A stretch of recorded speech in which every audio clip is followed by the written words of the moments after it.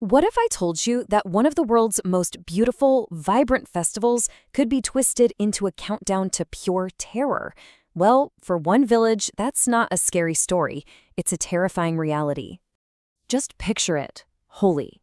You're thinking of laughter, right? Giant clouds of purple, pink, and yellow powder everywhere.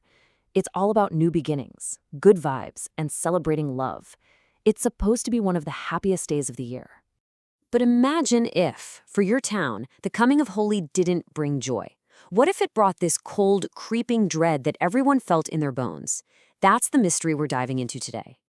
So to get to the bottom of this, we first have to understand the village's secret, a dark and deadly rule they all live by. You see, as Holi gets closer, this village isn't buying colored powder. No, they're in a full-blown panic.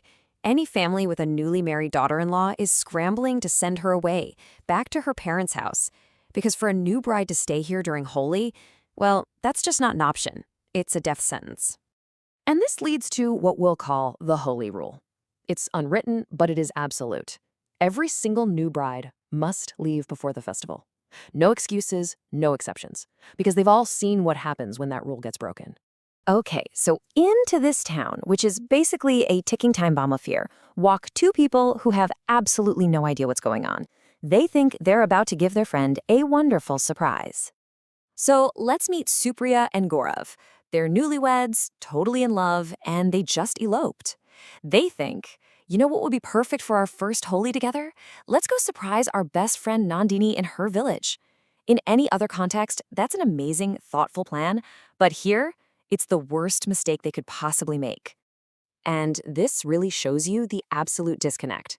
On one hand, you've got this happy couple thinking about celebrating their new marriage. And on the other, you have the villagers who see a new bride show up on the eve of Holi and feel nothing but sheer, gut-wrenching terror.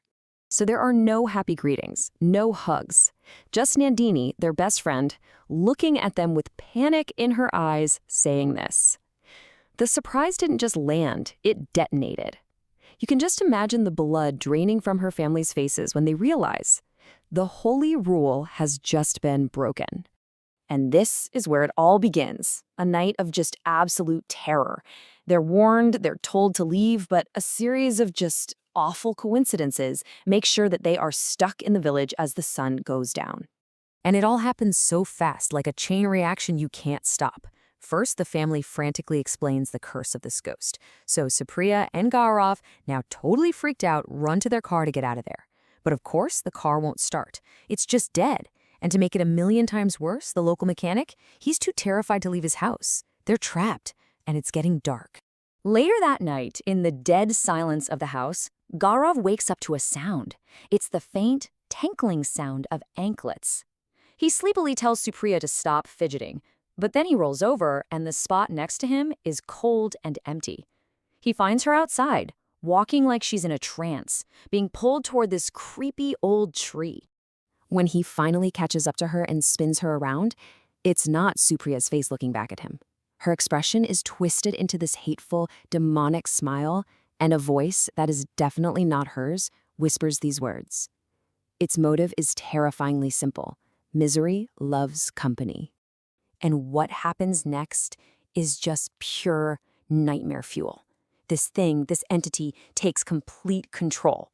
Supriya's body starts to move in these impossible, unnatural ways, even crawling backwards up a wall like an insect.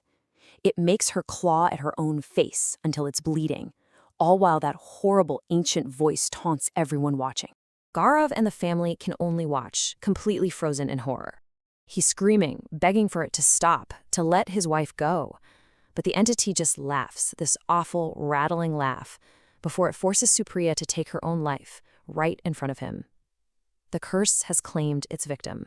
So after that, you have to be asking why. What is going on? Why does this happen to new brides on Holi? Well, the answer goes back to a tragic story of love, jealousy, and murder. You see, this spirit has a name. Her name was Rupa, and she was once a girl from this very village. But her own chance at happiness was violently stolen from her on the exact same festival she now terrorizes. So let's break down how this tragedy unfolded. It all started with a secret romance. Rupa was in love with a boy named Aman, and they were going to get married. But another man, Manoj, was obsessed with her. When he found out, his jealousy just boiled over, and he exposed their secret. Then, on Holi, Rupa publicly told him off and slapped him. Well, that humiliation sent him into a rage, and he attacked her, drowning her in a vat of colored water. Her love, her future, her joy, all taken from her on Holi. And from that act of violence, her vengeful spirit was born, promising that if she couldn't be a happy bride, no one else in that village would be either. So, what now? Supriya is gone, the horrible truth is out, and Gaurav is left to deal with the awful reality of this village's curse. Now you might be thinking, well, why don't they just get an exorcist? Oh, they've tried, trust me. They've brought in priests, holy men, experts from all over, but Rupa's rage is just too strong. It's fueled by this deep, violent injustice, and nothing has ever been able to stop her. Which leaves them with their one and only defense, the holy rule. It's not a solution, it's just a desperate act of survival. They can't beat the curse, so they just try to stay out of its way, year after agonizing year. And so, after the festival is over, Gaurav leaves the village. He arrived wanting to give his wife a beautiful surprise, and he leaves with the memory of that surprise turning into the worst moment of his life. And this all leaves us with one last really chilling question. Rupa's curse wasn't just born out of nowhere. It came from a horrific crime. So it makes you wonder, when a haunting is rooted in such a deep injustice, can that cycle of Cain and revenge ever truly be broken? Let me know what you think.